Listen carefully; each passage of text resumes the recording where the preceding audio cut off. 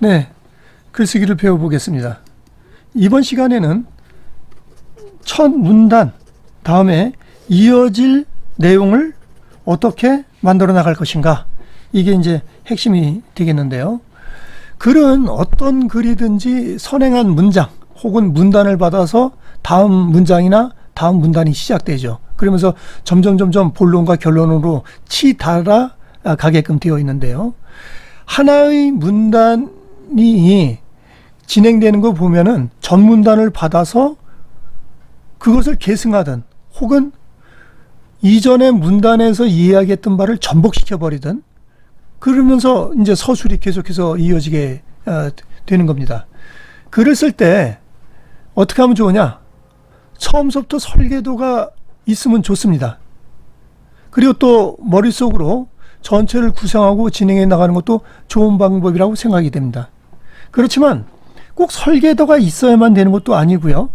설계도대로 잘 되지 않는 경우도 많아요. 설계도와 전혀 달리 나는 한옥을 지으려고 그랬는데 양옥이 되었는데 그게 훨씬 멋진 집이 되는 경우도 있다는 겁니다. 예를 들자면은, 예컨대 소설 같은 경우를 들 수가 있는데요. 등장인물들을 전부 설정해 놓고 쓰게 되죠. 그런데 이야기를 진행하다 보면 어떤 등장인물이 더 활발하게 액티브하게 활동을 하면서 그를 전개시켜 나가는 경우가 있어요. 이럴 때 그 인물은 사실은 살아있는 인물이 되는 거예요. 그러면 이야기가 전혀 달리 전개되는 수도 있다는 거예요. 근데 그게 나쁘지 않는 경우가 많아요. 예. 또 글을 쓸 때는 즉흥적으로 떠오른 생각을 덧붙여 나가는 것도 하나의 방법이 된다고 저는 보여집니다. 다음에 이어질 그 글을 읽고 나서 이 장면 이후에 또 뭘 전개하면 좋을지 그걸 한번 글로 옮겨 보시면 좋을 것 같습니다. 이런 훈련을 하면은요, 글쓰기가 훨씬 발전돼 나가고 글이 담고 있는 내용, 즉 콘텐츠죠. 이거를 전개시켜 나가는 데서 많은 큰 도움이 됩니다. 어디 한번 연습해 볼까요? 자, 이 소설적인 걸로 한번 진행을 해 보겠습니다. 자, 일행은 날이 저물어 국경을 넘었다. 다분히 소설 같아 보이네요. 때마침 내린 눈 속에 덮여 눈 속에 덮여 사방은 조교가 조용한 거죠. 조교 속에 잠겨 있었다. 고요한 거. 예. 멀리 불빛이 보이고 간헐적으로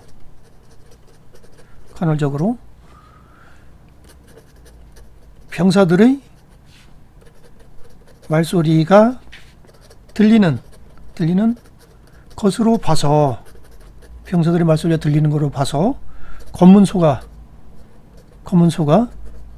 전방 200야드에 있다는 것을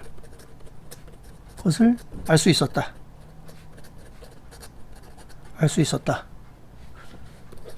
우리 중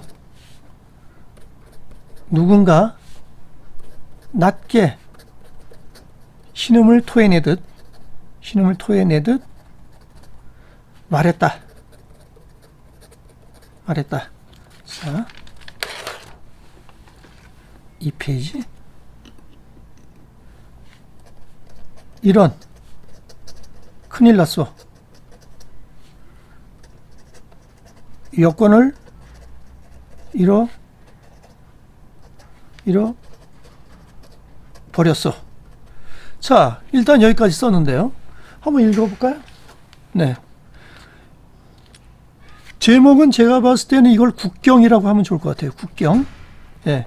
일행은 날이 저물어 국경을 넘었다. 때마침 내린 눈 속에 덮여 사방은 적요 속에 잠겨 있었다. 멀리 불빛이 보이고 간헐적으로 병사들의 말소리가 들리는 것으로 봐서 검문소가 전방 200야드에 있다는 것을 알 수 있었다. 우리 중 누군가 낮게 신임을 토해내듯 말했다. 이런 큰일 났어. 여권을 잃어버렸어. 자, 여기까지 진행이 됐는데요. 한번 이어서 써볼까요? 첫 문단을 받아서 다음 문단으로 이야기를 진척시켜보자. 내용을 한번 그려봐라. 라는 게 이번 시간 주제인데요. 이어서 한번 써보겠습니다.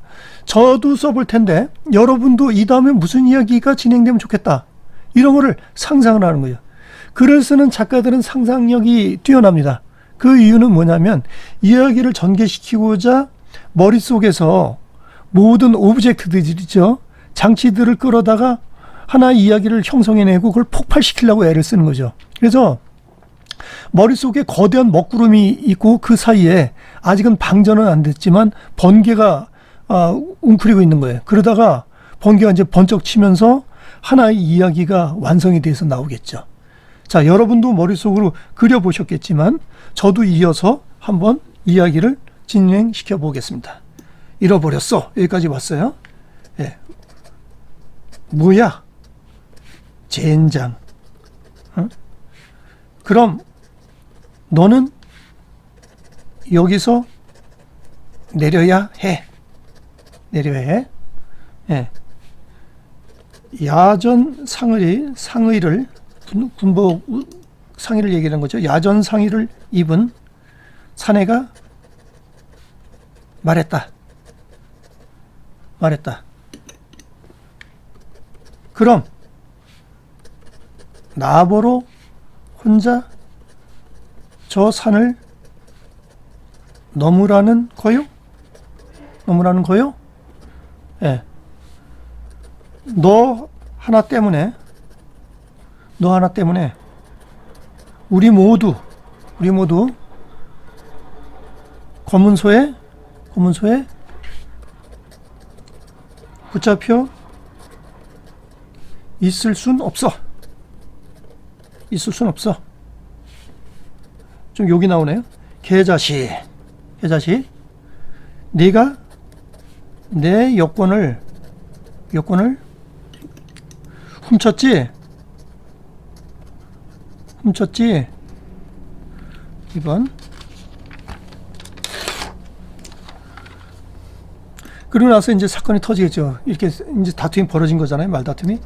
두 사내는 말이 끝나기도 전에 약속이라도 한 듯 상대의 턱과 안면을 가격했다. 한 사내가 휘두른 칼이 운전병의 어깨를 꿰뚫었다. 큰일 난 거예요, 이제. 꿰뚫었다. 네. 그 바람에 트럭은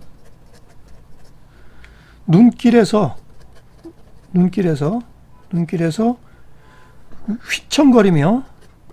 휘청거리며 짐칸에 탄 12명의 신사들과 부인들의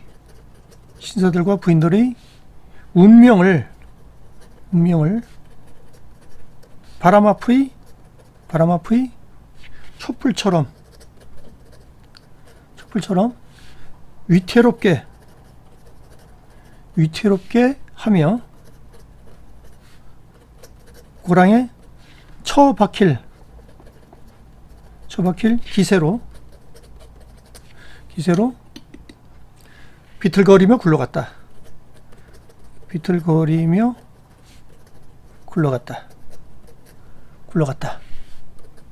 누가 어떻게 좀 해봐요.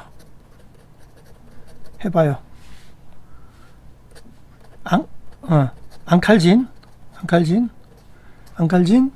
부인의 목소리가 들려왔다. 네, 여기까지 한번 해보겠습니다.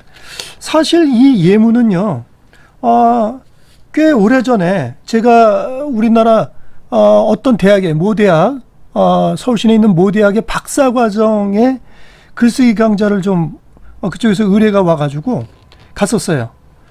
그래서 이 예문으로 첫 문단을 줬던 거예요. 여러분들은 이렇게 하면 어떻게 뭘 진행시키겠습니까? 예, 앞서 읽었던 거. 그래 놓고 한참 뒤에 이 문장을 제가 본 거죠. 한번 읽어볼까요? 제목은 국경이고요. 일행은 날이 저물어 국경을 넘었다. 때마침 내건 눈 속에 덮여 사방은 저격 속에 잠겨 있었다. 멀리 불빛이 보이고 간헐적으로 병사들의 말소리가 들리는 것으로 봐서 검문소가 전방 200야드에 있다는 것을 알 수 있었다. 우리 중 누군가 낮게 신임을 토해내듯 말했다. 이런 큰일 났소. 여권을 잃어버렸소. 뭐야? 여기까지요.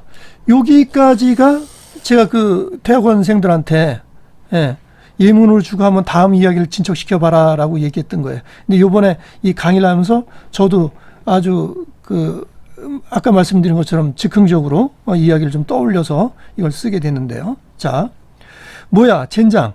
그럼 너는 여기서 내려야 해. 야전 상의를 입은 사내가 말했다. 그럼 나보러 혼자 저 산을 넘으라는 거요? 너 하나 때문에 우리 모두 검문소에 붙잡혀 있을 순 없어. 개자식, 네가 내 여권을 훔쳤지? 두 사내는 말이 끝나기도 전에 약속이라도 한 듯 상대의 턱과 안면을 가격했다. 한 사내가 휘두른 칼이 운전병의 어깨를 꿰뚫었다. 그 바람에 트럭은 눈길에서 휘청거리며 짐칸에 탄 12명의 신사들과 부인들의 운명을 바람 앞의 촛불처럼 위태롭게 하며 고랑에 처박힐 기세로 비틀거리며 굴러갔다. 누가 어떻게 좀 해봐요. 앙칼진 부인의 목소리가 들려왔다. 앞에 문단하고 이제 뒤 문단으로 진행이 됐는데요. 이게 드리고자 하는 얘기는 이겁니다. 첫 문단 다음에 이어질 내용을 머릿속에 이제 그려보는 건데요. 글은 이렇게 이제 발전시켜 나가면은 하나의 사건에 이어서 다음 사건을 불러오는 식으로 글이 계속해서 전개되어 나가겠죠. 소설만 그런 게 아니라 사실상 모든 글이 다 그렇습니다. 한 문장, 한 단락은 상호 연결돼서 다음 문장과 다음 단락을 불러오고 그것들이 모여서 하나의 완결된 글이 되어가는 거죠. 여러분도 이렇게 훈련해 보시고요. 특별히 더 생각해 보셔야 되는 거는 글을 쓰시면 틀림없이 생각하면서 쓰게 되잖아요. 그죠? 생각 없이 하게 되는 거는 낙서나 이런 걸 거고 글은 틀림없이 사유를 동반하게 되는데 그 다음 이야기를 더 설득력 있고 극적으로 어떻게 끌고 나갈 것인가, 그를 좀 생각해 보면 좋지 않을까 싶습니다. 자, 오늘의 글쓰기 팁을 알려드리겠습니다. 첫 번째는 첫 문단에 뭐가 진행될지 생각해 보라. 첫 문단 이후가 되겠죠. 이후에 뭐가 진행될지를 생각해 보다. 이런 훈련은 글쓰기에 크게 도움이 된다. 꾸준히 연습하는 것만이 글쓰기가 그야말로 프로 글쓰기로 거듭날 수 있는 겁니다. 글을 프로답게 쓰는 것은 대단히 멋진 일이에요.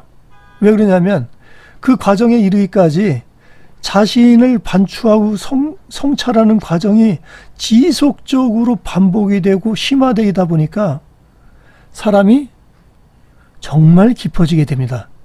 그래서 글 쓰는 사람들은 모두들 자기를 돌아보는 그런 능력들이 생기게 되는 것이죠. 여러분도 꼭 해보시기 바랍니다.